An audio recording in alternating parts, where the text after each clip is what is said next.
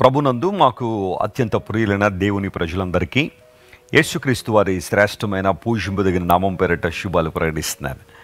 యేసయ్య నామం అన్ని నామముల కన్నా ఉన్నతమైన నామం. నమ్ముతున్నారా మీరు ఈ విషయాన్ని? యేసుక్రీస్తు ప్రభునందు సరైన అవగాహన మనకు ఉండాలి.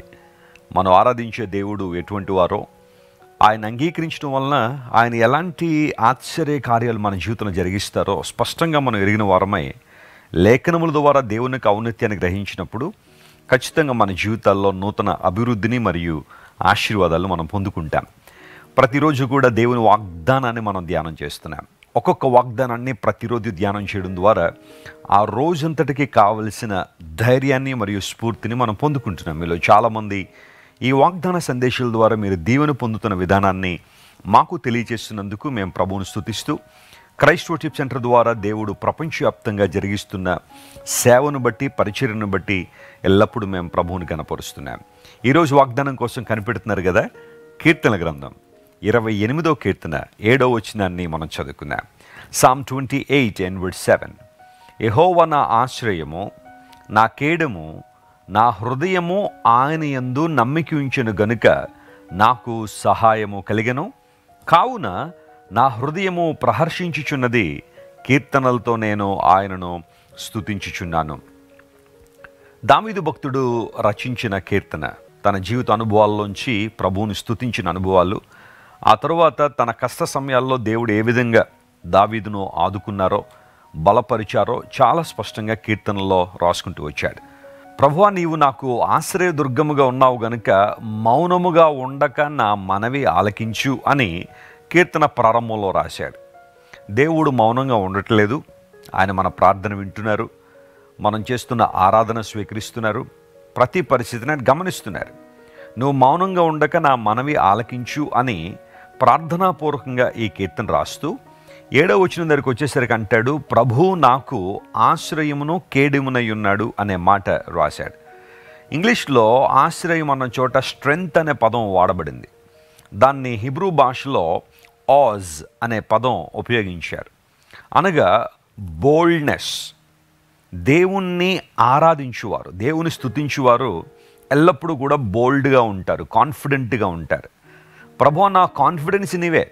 ప్రపంచంలో చాలామందికి ఈ రోజుల్లో తమ డబ్బు మీద కాన్ఫిడెన్స్ ఉంది, తాము చదువుకున్న చదువుల మీద కాన్ఫిడెన్స్ ఉంది, లేదా వారి చుట్టూ ఉన్న బంధువుల మీద చాలామందికి చాలా గొప్ప కాన్ఫిడెన్స్ ఉండొచ్చు, లేదా తమకు తెలిసిన రాజకీయవేత్తలు కావచ్చు, అధికారులు ఎవరైనా ఉంటే మాకు ఏదైనా కష్టం వస్తే వాళ్ళు ఉన్నారండి, ఏదైనా ఇబ్బంది వస్తే వాళ్ళు చూసుకుంటారండి అని వారి మీద తమకు గురిని పెట్టుకునే వాళ్ళు చాలామంది ఉంటారు. కానీ భక్తుడనే దావీదు అంటున్నాడు, ప్రభువా నా కాన్ఫిడెన్స్ నీవే. నేను ఈ రోజున బోల్డ్గా ఉండగలుగుతున్నానంటే దానికి కారణం నీవే. కొన్నిసార్లు శ్రమలు, ఇబ్బందులు నిన్ను కృంగదీయచ్చు, నీలో ఉన్న స్థిరత్వాన్ని, ధైర్యాన్ని దొంగిలించవచ్చు. కానీ ఆ సమయంలో దేవుని వైపు చూడగలిగితే, ప్రభువా నీవే నా ఆశ్రయము, నీవే నా కాన్ఫిడెన్స్, నీవే నా బోల్డ్నెస్ అని దేవునితో చెప్పగలిగితే ఖచ్చితంగా నీ జీవితంలో గొప్ప కార్యాలు చూస్తావు. అంత మాత్రం కాకుండా దేవుడు నాకు కేడెమై ఉన్నాడు అనే మాట వాడాడు. కేడెం అన్న చోట హిబ్రూలో మగేనే అనే పదం ఉపయోగించబడింది. దానికి అర్థం ఏంటంటే గాడ్ ఈజ్ అవర్ ప్రొటెక్టర్. ఒక షీల్డ్ యుద్ధంలో ఉన్న వ్యక్తికి ఏ విధంగా ప్రొటెక్షన్ ఇస్తూ ఉందో, దేవుడు కూడా మనకు ప్రొటెక్షన్ ఇచ్చువాడు. He is our protector. నేను నమ్ముతున్నాను, దేవుడు అనేక కీడుల నుంచి నన్ను తప్పించారు, అనేక అపాయాల నుంచి ప్రభు నన్ను తప్పించారు. ఈ రోజుకి నేను సజీవుడిగా ఉండి దేవుని కీర్తించగలుగుతున్నానంటే, ఆయన దివ్య నామాన్ని సన్నుతించగలుగుతున్నానంటే, యేసుక్రీస్తు ప్రభు వారి యొక్క సువార్తను అనేక ప్రాంతాల్లో ప్రకటించగలుగుతున్నానంటే అది కేవలం దేవుని కృప మరియు ఆయన కౌగిలిలో నన్ను భద్రపరిచిన విధానాన్ని బట్టే నేను సజీవుడిగా ఉండగలిగాను. మీరు కూడా ఈ విషయాన్ని ఒప్పుకోవాల్సిందే కదా. ప్రపంచంలో ఎంతోమంది గతించిపోయారు. మనకంటే గొప్పవారు, జ్ఞానులు, బాగా చదువుకున్న వాళ్ళు, తెలివి ఉన్నవాళ్ళు, ఉన్నతమైన స్థితిలో ఉన్నవారు అనేక మంది గతించిపోయారు. వారికంటే మనం భౌతికంగా, లౌకికంగా గొప్పవాళ్ళం అని కాదు, కానీ కేవలం దేవుని కృపను బట్టి ఆయన మనలను తన ఉద్దేశాల ప్రకారం, తన రాజ్య విస్తరణలో మనందరం వాడబడినట్లుగా మన ఆయుష్ని దేవుడు పొడిగిస్తున్నాడు. దీర్ఘాయువును ప్రభు అనేక మందికి అందిస్తున్నాడు. కారణం ఏంటి అంటే ఆయన కోసం పనిచేస్తా ఉన్నాడు. దేవుడు నాకు కేడెమై ఉన్నాడు. అబ్రహాము జీవితాన్ని పరిశీలన చేస్తే లోతును విడిపించుకుని వచ్చాడు. 4 రాజులు వచ్చి 5 రాజుల్ని కట్టగట్టి తీసుకెళ్ళిపోతా ఉంటే అబ్రహాము వారి వెంబడబడి విడిపించాడు. లోతును కూడా విడిపించి తీసుకొచ్చాడు. ఆ తర్వాత అబ్రహాము తన గుడారానికి వచ్చి ఉన్నప్పుడు దేవుని వాక్కు అబ్రహాము ప్రత్యక్షమై, అబ్రహామా, నేను నీకు కేడెము, నీ బహుమానం అత్యధికం అవుతుందని దేవుడు వాగ్దానం చేశాడు. ఆదికాండం 15:1 ఆ మాట మనం చూస్తాం. అబ్రహాం, ఐఎమ్ యువర్ షీల్డ్, నేను నీకు కేడెము. బహుశా ఆ సందర్భంలో అబ్రహాం హృదయంలో ఒక ఆలోచన ఏంటంటే, లోతుకి కష్టం వచ్చినప్పుడు నేను వెళ్ళాను, రాజులతో పోరాడి విడిపించాను, ఇప్పుడు వారు నా మీదకి వస్తే, ప్రతీకారేచ్ఛతో నా మీదకి వస్తే నన్ను కాపాడేదెవరు, నన్ను భద్రపరిచేదెవరు? ఆ ప్రశ్నకు దేవుడు సరిగ్గా సమాధానం ఇచ్చాడు, ఐఎమ్ యువర్ షీల్డ్, నేను నీ కేడెమై ఉన్నాను. ఈరోజు ఒకవేళ నీ జీవితంలో కూడా అలాంటి భయం ఉందా? ఎవరు ఎటువైపు నుండి వస్తారో తెలియట్లేదని వెస్లీ గారు, మా బంధువులు స్నేహితులు అందరూ కూడా వ్యతిరేకమైపోయారు, కుటుంబ సభ్యులు వ్యతిరేకమైపోయారు, నన్ను నాశనం చేయాలని లేదా నా పతనాన్ని చూడాలని, నా వైఫల్యాన్ని చూడాలని చాలామంది కనిపెడుతున్నారు. నన్ను ప్రొటెక్ట్ చేసేది ఎవరు అంటే నీ దేవుడు ఆ బాధ్యతను తీసుకున్నాడు. God is your protector. అనేకమైన పరిస్థితుల నుంచి, ప్రతికూల వాతావరణాల నుంచి, కీడుల నుంచి, అపవాది యొక్క పన్నాగముల నుంచి, సాతాను యొక్క కుతంత్రాల నుంచి ప్రభు నిన్ను కాపాడి తన మహిమతో నింపగలిగినవాడు. దేవుడు నాకు ఆశ్రయముగాను మరియు కేడుముగా ఉన్నాడు కనుక నా హృదయం హర్షిస్తుంది.